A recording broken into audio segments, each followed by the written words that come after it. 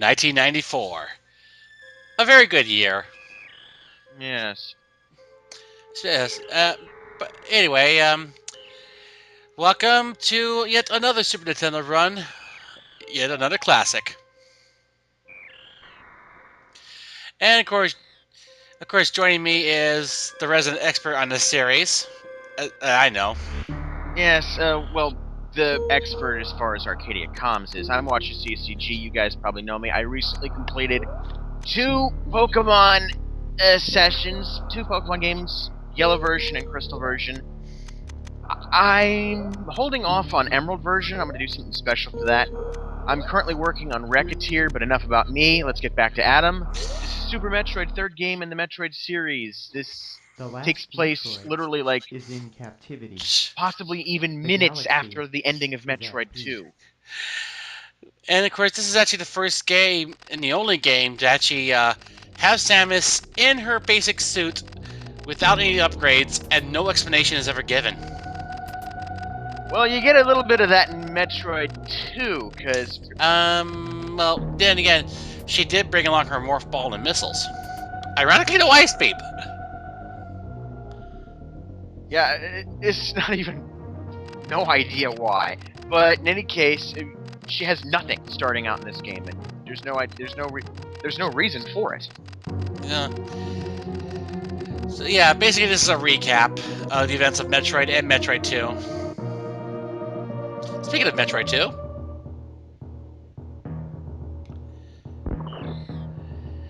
yes, the infant Metroid that would forever more or less be an obsession of hers, actually. Because that's actually her purpose in this game. Find the baby. Now, in Nintendo Power, they accidentally misnamed the larval stage as Bentry Metroids. The larval stage has no name. Yeah. But yeah, her intention was to give it to Federation scientists so that the Metroid's abilities can be harnessed for, the good of the people. Which they can. They work as living batteries if they're trained via imprintation when they hatch. They can be used as medics. Potentially, but of course, like all good things, nothing ever goes well. Especially since this happens. yes, where Metroids go, space pirates follow. This is the Federation Research Station Ceres, named after the asteroid Ceres, the largest asteroid in the belt, actually. It's unclear whether it's orbiting Ceres or was built around the asteroid, but in any case, the lab's under attack. Samus was just minutes out from it, so she hustles back, finds the place disturbingly empty. And with all the scientists dead. Well, yeah, there's no bodies right now. It's just frighteningly empty. There's lab pods up in the background. I would imagine if this game were portrayed differently, like and then the bodies. And then the bodies in the smashed tank. Yeah, and if this game were portrayed differently, it would show bodies all over the station. If it was done with the other M graphics engine. Anyway, we found the baby. However, we also found someone else. An old friend. Yep. The Drakkar Ridley. The commander of the Space Pirates Air and Ground Forces. He is a nasty customer. Not to mention Samus's nemesis. The bane of her existence, pretty much. And I hate to admit it, it's quite the source of her anguish, actually. Considering that Ridley, he killed her parents right in front of her. Well, one of them right in front of her. Well, the other one, kinda... Well, see, Ridley led a space pirate raid on the Terran colony K2L, where Samus was born. Ridley... Ooh, you won the fight, so to speak. Ridley killed Samus's mother in front of her, and then her father decided to go for the Pyrrhic victory route and made the colony's reactor go critical, killing every pirate there except for Ridley himself, who, using his Drakkar physiology, was able to regenerate by ingesting the bodies of the dead. More or less, this incident has caused Samus to suffer from PTSD, which has actually been shown in the manga. Yes, it was much more prominent in the manga and made a little more sense because it was early in Samus's career. As for Other M, however, I can actually defend that. The logic behind it is sound, but, well, I'll get into that when we get to that game. We'll probably be doing that either next or sometime soon. Any case, the colony is dead, and this Samus heads back to her adoptive homeworld, Zebes, in the same planetary system as Talon 4, actually. But yep, this time around, it's a personal mission. It's a twofold mission: rescue the infant and annihilate the pirates. This time, she's out for blood. Oh yeah. There will be blood. And there will be bodies. Oh wait, what bodies? They'll more or less disintegrate. Point. Yes, it was his sled at this point. The planet is going to explode. Well, it's kind of a recurring thing with Samus. She's destroyed. Everywhere she goes, things blow up. Including 4 planets, of which this is one of them. Anyway, 4, yes. You're forgetting about Phase, Dark Aether. Although Dark Aether was an aberration in the first place, I could barely. Oh, hello, this is old Torian. And we're getting off topic from the game. Not really. We actually are discussing Metroid lore. Point taken. But yeah. In any case, this is old Torian, and we're going down into old Brinestar. This is the elevator shaft that you see at the very beginning of the game. Which is more or less proven in Zero Mission, when she actually does descend this elevator to begin the game. Even though it's even weirder, considering that if for this game, Torian and Old Brinestar were integrated into Criteria. Most likely for game purposes. Probably, yeah. But as you can tell, it's dark and silent, except for those security lasers. Yeah, that doesn't look good. The pirates know she's here. Which is bad news. So thus, they're going to come at her full force. Not to mention constantly upgrade as well, because they will develop more resistance to your weapons. To the point where only a screw attack can kill the most basic of pirates, the Zebesians. Yes, the Zebesians are the primary forces of the space pirates. They are native to the planet of Zebes. They used to happily serve the Chozo when they adopted the planet as their own. However, the Chozo, to make their lives a little easier, created the biomechanical computer AI Mother Brain, who then went rogue and used the Zebesians as the bulk of the space pirate forces. Pretty much rendering the Chozo on the planet either forcing them to pretty much withdraw or end up extinct. Well, they officially did withdraw. Their numbers, if they're still on the mortal plane, because a lot of them have transcended at this point, are probably very low at best.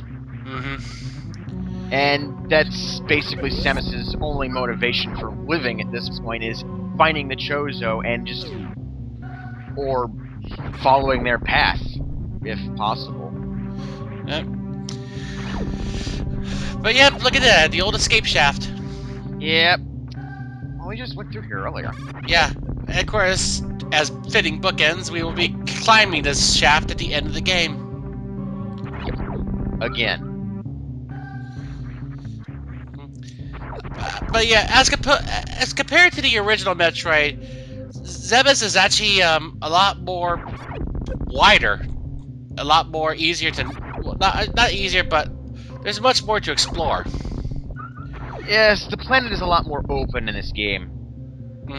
There's, of course, Criteria, which is the surface. There's also the wrecked ship to the east, which I believe was Many people suspect it is the space pirate mothership that had landed on top of the Chizodia city in Zero Mission. Sakamoto and the other Metroid staff have flip-flopped on that. There's also the underground waters of Meridia, the new Brinestar, and there's, of course, the volcanic caverns of Norfair. Deep within the planet, close to the core itself. Yeah, basically, the space pirates don't mess around. They use everything at their disposal, and they use it to the fullest. They've hollowed out sections of the planet's mantle. That and more or less a lot of the terrain, or should I say, the actual surface work inside the Zebes is more or less cavernous. Yes, Making planet's honeycombed with tunnels. Yeah, making it a natural labyrinth.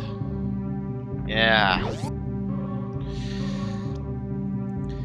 But yeah, if you thought it was bad in the original, it's a bit more here. Especially since in the original Metroid you didn't have a map. Well, a map that you could bring up with the pause screen. Anyway, we're going along this way to grab bombs. And of course, get away from those critters. Ah, yes. Rippers. Blue doors you can open with your basic beams. Red doors you need to shoot with 5 missiles. Or a super missile. That's what. But of course, green doors can only be opened with super missiles. And here is our first mini boss, the Torizo. Yes. The pinnacle of the Chozo's biomechanical technology. It is an automated, living Chozo statue that can protect the artifacts they create. There are two kinds of Torizo. You've got your standard stone Torizo, and then there's the golden Torizo, which is freaking stupid powerful. So much so that you will definitely need the plasma beam. Either that or super missiles. No, golden Torizo have very incredible dexterity. They can catch your missiles and chuck them back at you. All right, I forgot about that. Well, no, actually, that didn't matter. All I did was just use the plasma beam.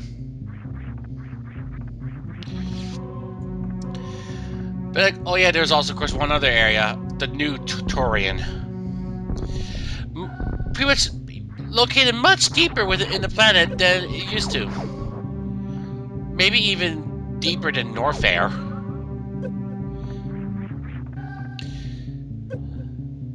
Anyway, so what's this way? Oh yeah, missile expansion this way. Yes, you're gonna need a lot of missile packs. There are 230 missiles to grab, 50 super missiles, and 50 power bombs. There's also 14 energy tanks and 4 reserve tanks. That's actually a first for this game. Samus is able to carry 4 tanks of additional energy that she can tap into for emergency use. I tend to use the Super Metroid version of the Power Suit when I've used Samus in roleplay. It's actually the most effective version. I mean, better than the Hard Light suit from freaking other M. Oh, very funny. I'll go into my critique on that game when we get to it, but for now, let's move on. Yes. What's your next objective? We're heading to Brinestar. Yes.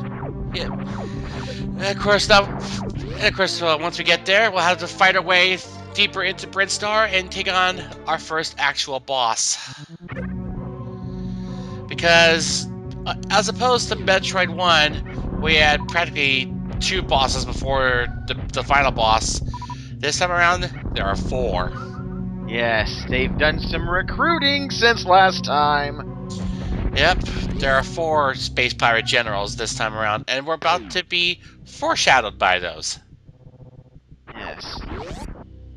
2 familiar faces, one we've already met, and 2 new folks. Yep. Ridley, Kraid, and newcomers Fantoon and Dragon.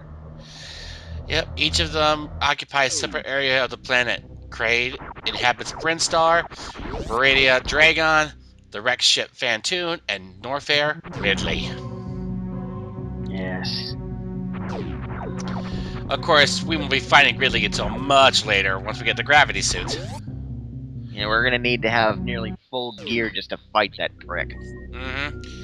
Because quite frankly, even once you get the various suit function, there is much hotter lava down there than there is in Upper Norfair.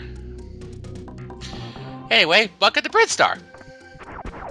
Yep, a much livelier version of Brinestar, I suppose. Yes, and this music is used again Mm-hmm. for the multiplayer game of Metroid 2. Metroid Prime 2. My mistake. That's okay. Anyway, over here is a map station. You're gonna need this, especially if you hadn't played the game in like 2 years, like me. Yeah. Map stations will also reveal pickups that are on the map. However, in true Metroid tradition, there are a lot of places that are not on the normal map. You have to break open walls and find hidden doors to get at them. Yep. And most of these hidden rooms almost always contain pickups. Oh yes, there'll be several occasions where you'll have to reopen the doors after killing enemies.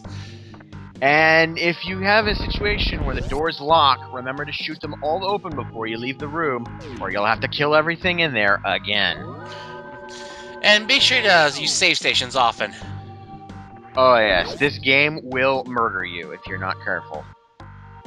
I think, believe me, I came close to dying quite a couple times. Yeah, this game can and will kick your butt. Yep. Anyway. Hello, it's the new bridge. Oh, actually, this ain't the new bridge. This is like New Bridge Mark II. Yeah, this is a speed booster room. Never mind. No, the new bridge. We'll be coming up to a very amusing room that has thwarted many a newbie Metroid player. Yeah. As noted by such Metroid veterans as Lansoon, the new bridge. You'll see why it's the new bridge very soon. Yep. And there it is, right there to our right. Yep. To the left is a recharge station, I believe.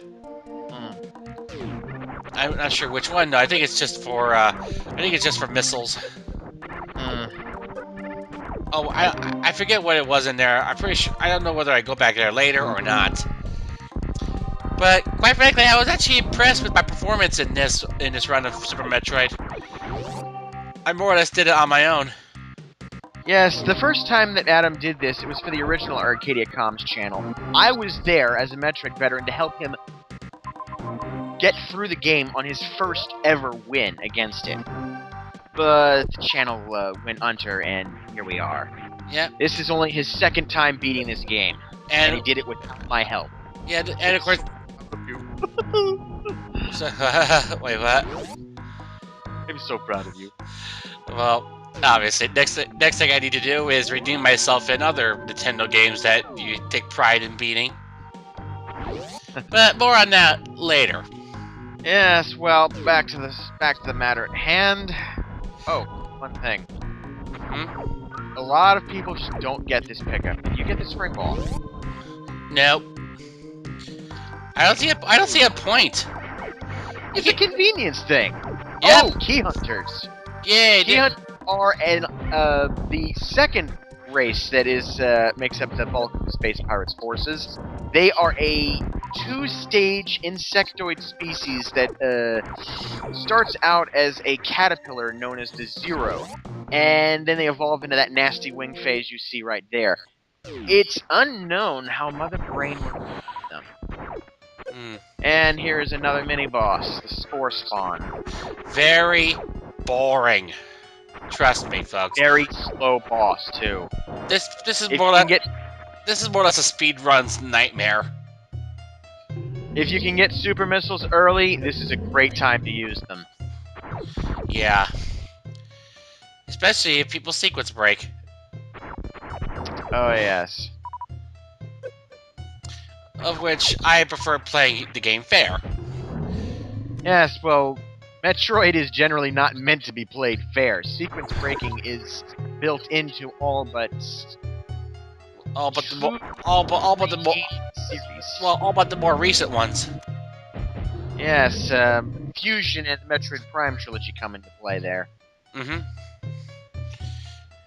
And of course, and Other M, actually, now I think of it, that's 5 games. yeah. That are anti-sequence breaking. Well, I guess because they wanted to be more story-driven. Anyway, obviously, as it grows darker, it goes weaker. As it grows weaker, it gets faster. Still doesn't change the fact that this boss is very boring. True. And of course, there's a boss that's similar to this in Fusion, which is equally as boring, but still dangerous. Yes, it's considerably more dangerous than the Spore Spawn. The Notori. The netted Torso boss, clogging up the reactor core. Mm-hmm. And of course, unless you destroy it, you won't be able to open any hatches. Yes, because it's clogging up the main power. Oh, there it goes. It's clogging up the main power core. And it's dead, and all the vegetation it was bound to withers. Which, of course, has no effect on the vegetation outside of this room. For, yes, for just unexplained reasons. Anyway. Whoa! And here is where we find super missiles. Super missiles have 5 times the strength of a normal missile, but of course you get fewer of them compared to normal missiles. You only get 5 per expansion, so use them wisely. It's best to save super missiles for boss battles. Except for one. Which one? Phantoon. Oh yes, Phantoon is just... Phantoon hates missiles! Yeah. And he will make you hate missiles. Mm-hmm. Anyway, yes, we're actually gonna want to go. Yeah, obviously we can't go that way. We gotta go this way so we can grab the charge beam. Because you will need the charge beam in subsequent areas. Without the charge beam, you can't even damage bosses. Yeah. The charge beam also has an interesting effect with the morph ball. If you charge up your beam and then go into ball mode, you'll drop like a gajillion bombs across the ground. Of course, this has little to no effect in the long run, but still interesting.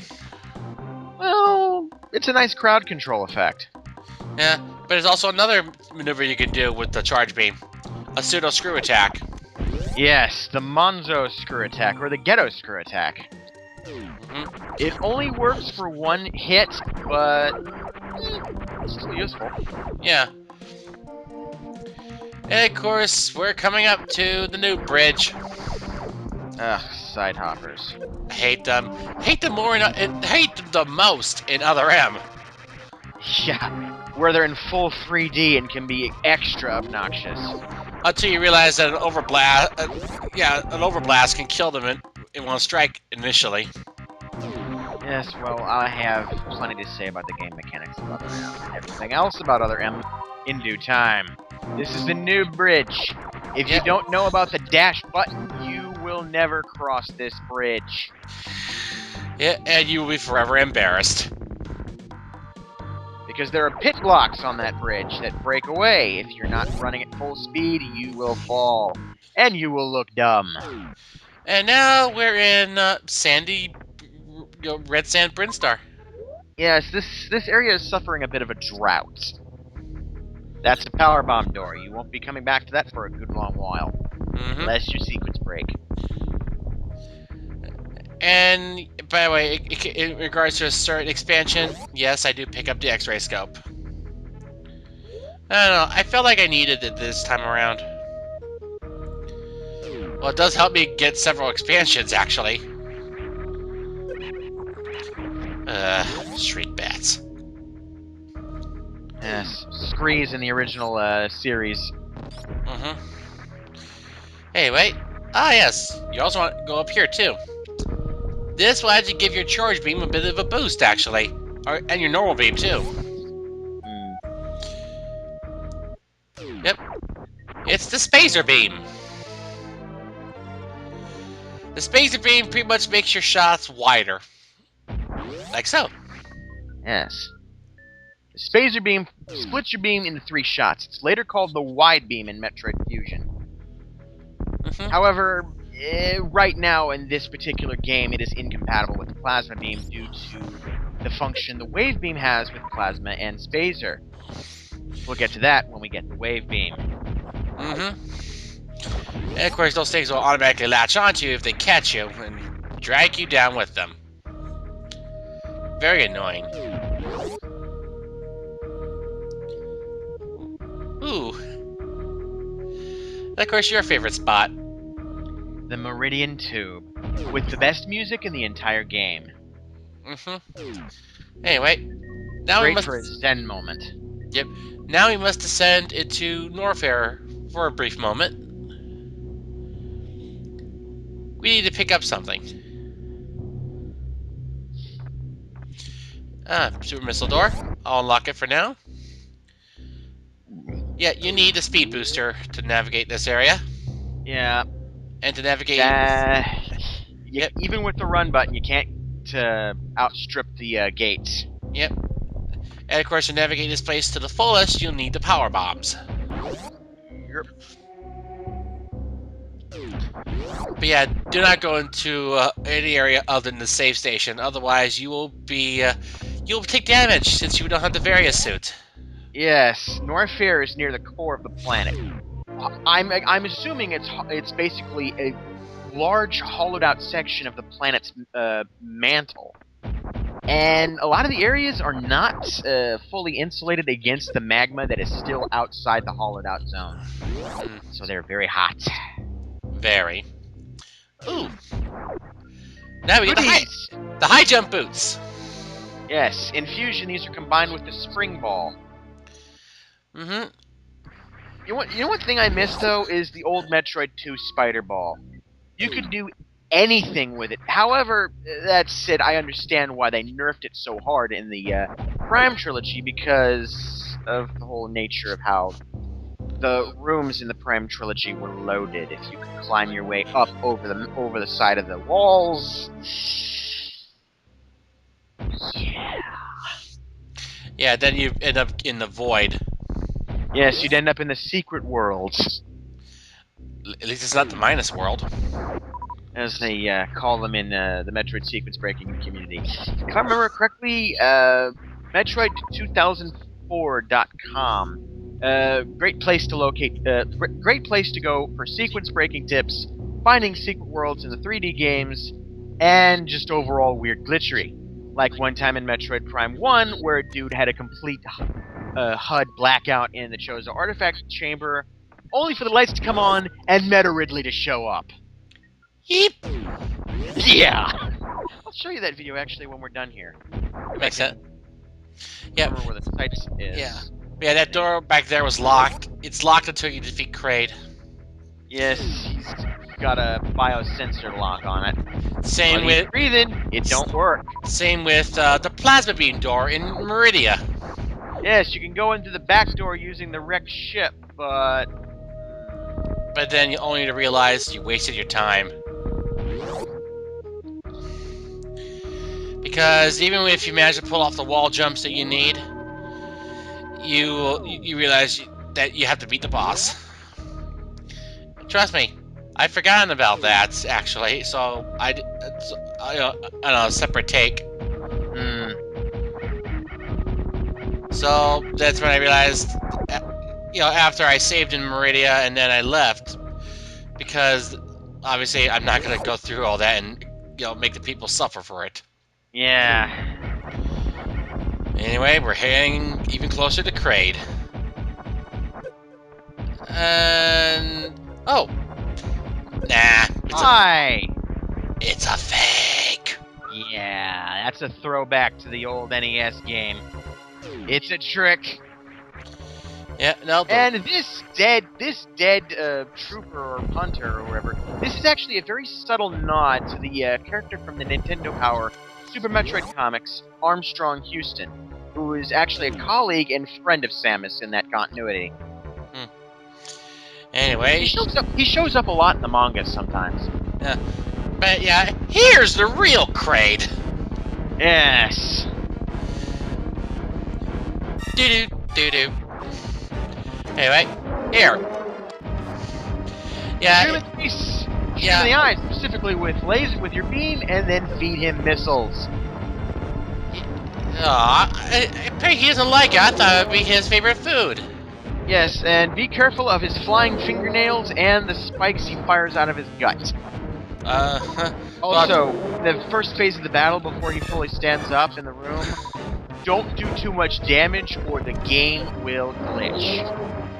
Yeah. I know this myself because I screwed around with a game genie once to get the hyper beam. I put him down to 1 health and then the game glitched. As you can tell, I was very rusty. Yes, well, Kraid's not as easy as he looks. Yeah. There we go. Well, that's 1 down, 4 to go. Because there's also a 5th boss that's not really affiliated with the pirates at all. And there's the Various suit. Yes. The shoulder pads of doom. Which, ironically, are not shown when you're walking sideways. It just defaults to the regular shoulders. No idea why. But yeah, every time when you go to confront a boss, there'll be those doors with an eye. There, of course, you have to use up missiles. Although in Fusion, when you face those kind of doors, if you had the plasma beam, you can just shoot it in 1 shot. Actually, not just the plasma beam, but when you actually have the charge beam, you can do that.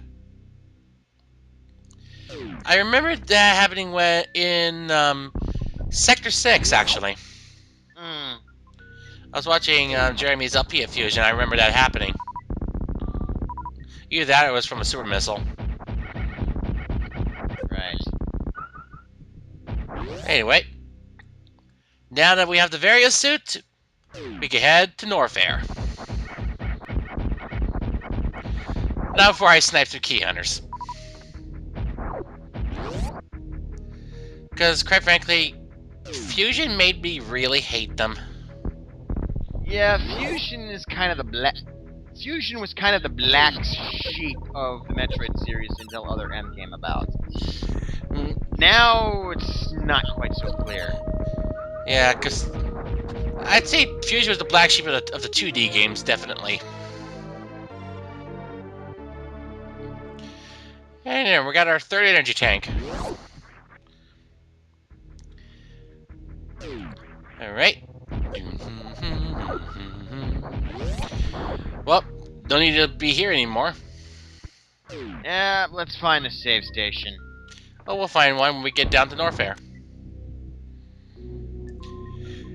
And of course, in order to fully navigate Norfair, the lore Norfair, like I said, we need the gravity suit. Because, like I mentioned before, there's much worse lava.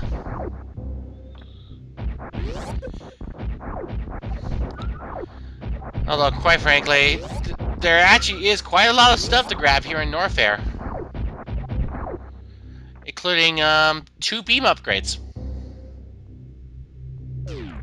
Anyway, save station. Yes. Right, see you guys in part 2 when we investigate Norfair.